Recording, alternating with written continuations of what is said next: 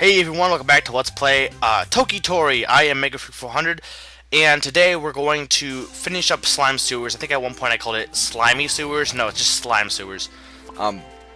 So this level right here, this level is, I really hate it. Like, it took me so long to figure it out. It's not even that difficult. It's just a lot of it had to do with trial and error of how to exactly place the blocks and everything. And that's the thing with a lot of these levels, is a lot of them are very tricky near the later levels are very tricky.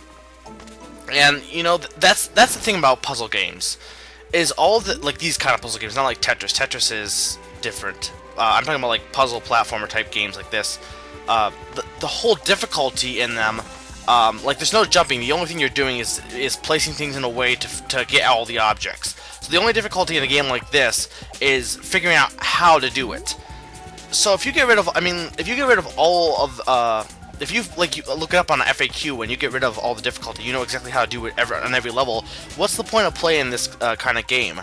I mean, that's why I don't use FAQs unless I'm really stumped, because the whole fun and the difficulty of the game and basically the whole fun of the game, the whole point of doing the game and the challenge to it is figuring out how to do it, not doing it.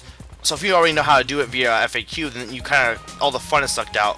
And you can say, well, what if you replay it? Well, yeah, I'm replaying this, and I still had trouble figuring it out because I don't, like, remember every puzzle constantly. So, but yeah, that's the thing with, like, these games, is you don't want to look up on FAQs all the time. There's no point to the game then at that point. So today is Easter. Happy Easter to everyone. Yeah. Happy Easter. It's kind of odd I'm playing Toki Tori and I'm searching for eggs, even though technically Easter really is more of a religious holiday, though in commercial society it's more been related with eggs and Easter bunnies. I know I mentioned using more than one Toki Tori episode this week, but I have a lot of extras for Paper Mario I'm going to do this week, so I can start the next chapter for Paper Mario, Chapter 6, fresh the next week. So I decided for this week not to do it. I'm probably, there's gonna be at least 1 week where I'm gonna do 2 Toki Tori episodes at once, but not this week. This one's a pretty simple puzzle to do. I need a topic. Today's topic is going to be a response. If you watch Shadow Mario XLI's or Shadow Mario 41's SimCity episodes, he had a rant, or I would call it a rant, on video game related, like video games based on movies and TV shows, and TV shows and movies based on video games. I disagree with him on some of his points. The majority of them not relating. Movies based on video games, I agree 100% because they all suck. There's not one movie based on a video game that is actually generally 100% good. All of them suck. However, I would disagree with him on his other opinion, or on his opinions, and he's free to have his opinions. And I felt like giving a response because it was something that I was gonna post in his channel comments, but I didn't even have enough room to even fit it because I had so much to say about it. In terms of TV, video games based on TV shows and movies. He said that all except for, like, Lion King and stuff are the only good ones. I disagree with that. I say any of the old ones. Anything from N64 before, NES, SNES, N64, anything before the GameCube era, I think was really good. I think video games or movies based on movies and TV shows based on video games back then were really good. Like Toy Story 2 for the N64, that was a really good game. I enjoyed playing that. DuckTales for the NES, Chip and Dale Rescue Rangers, Lion King, Aladdin, a lot of them were made by Capcom. Capcom made some really good games, but a lot of games back then were really good. Even like even ones from series you think would really be horrible, they actually put effort into them. Why? Well, after the GameCube era, the era of the 2000s, in my opinion, people realized, hey, our main purpose is to make money. So instead of actually putting effort into making really decent storylines and really decent products, we're just going to focus our efforts on solely making money by releasing really cheap things that people are still going to buy because they have a familiar name.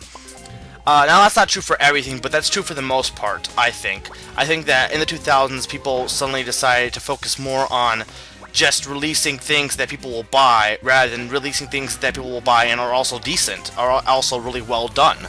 At least more so than any other decade. You could argue that there's still people who are working to make really decent, storylines and characters and artwork. Yeah, but I think that a lot of people are still making money. I mean, like, you have games released for Shrek and crap, tons of them released all at once. It's obviously the main purpose for them is to make money. They don't care about how good the game is. That's where you get shovelware. The third parties are releasing shovelware because they just want to make money. They don't want to make good games. They want to make cheap games that people will buy because they see a familiar name. A parent goes and sees Shrek, they like the movie, and the kid wants to buy a game, they're going to buy Shrek because it's a familiar name. They don't want to go in the unknown. So, because of that, when they realize that to make money, they stop putting as much effort into games. So you have, and you have them rushing to get it out in time, around the time of the movie, so they have less time to work on it, and I think that's the reason why they suck now, is because of that factor. I think back then, they actually put effort, and they're like, we're going to make a game based on a movie, but we're going to put effort and still make it a great game. That is why I think, I disagree with him saying that they're all bad. They're not all bad. I think that they're bad since the turn of the 2000s into 2010 and currently. Since that point, they've been bad, but I think they used to be really good. There used to be some really good video games based on movies and TV shows. And now they just focus, okay, we have a plot line, we'll just put that in game format and we're done. They're not going to put any extra effort into them. And then on TV shows based on games, they're not as good as the video games based on movies of the day, or movies and TV shows, but TV shows based on video games, I think, they're much better than the movies. I think he made that point, but I'd say that they're,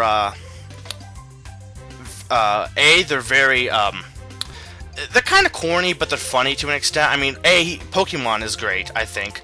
That's a obvious and good example. I think that the Kirby anime is really decent. The Super Mario Bros. Super Show stuff is very corny and not necessarily good, but, it's the kind of, it's so bad it's good. I don't think a lot of video game movies are that way. But no, I'd argue that I know the Mega Man show, I'm pretty sure a lot of people like that. I don't know. I'd argue that there are some good examples for TV shows based on video games. To say that all of them are bad, I don't think that's fair in any way, shape, or form. I'd agree with him 100% on movies, though. There's not one, I think, that is even, up to par. But yeah, I just felt like giving a response. I hope he won't mind, though. I don't think he will. Maybe he will. I don't know. So we have this new level, or this new world, Bubble Barrage, has fantastic music. Like, I remember the Creepy Castle and Slimy Sewers that were really good, but this one really is quite fantastical. So we have a new item, the Bubble Suit. What the Bubble Suit does is you never technically run out. You can fill it up in different spots. You can run out by use one movement space equals using up one bubble, and you can refill your bubbles in different spots throughout the map. So technically, if you use up all your bubbles, just find a new refill spot and you can keep using it. You would think that this would make these very easy because you could break some of the puzzles and use it to your advantage, but no, the level design doesn't work that way in most cases, and a lot of times you have to just figure out how to use the Bubble Suit rather than how can I, take advantage of it. A lot of these levels in Bubble Barrage are really hard. The fact that for a while I really had a hard time beating some of these levels. They are really tricky. We also have a new enemy, which is a pufferfish. But yeah, this level is really hard. Oh, but the music is so fantastic. Yeah, so the rest of this level is just the rest of this video, to my knowledge, is just gonna be this level. I mean, that's how difficult some of these are. Most of it, though, is the fact that they're longer due to the fact that you have to use the Bubble Suit and it goes a little bit slower. I'm trying to think, though. Yeah, see, like, I had to refill my bubbles. Part of that's why it actually took longer. This level's not too bad, but I'm trying to think that I'm hoping maybe I can finish the Bubble Barrage, the easy levels, or the normal levels, next video, but I don't know. It might actually take longer than that. Depends. But yeah, some of these levels are driving me crazy trying to do. It's like, how do I do it? And part of the challenge is, like, for example, I can go get that egg, but part of the problem with doing that is you can't, the Bubble Suit can't go past objects. So, like, I can't run into the object with the Bubble Suit and collect it. So like I had to build a bridge here in order to get it. And then you can use the bubble suit to avoid enemies, which is pretty cool. But that's about the most of the rest of the episode. So I'm hoping you guys are enjoying Toki Tori. I think it's a really fun game, and I think the music's just fantastic.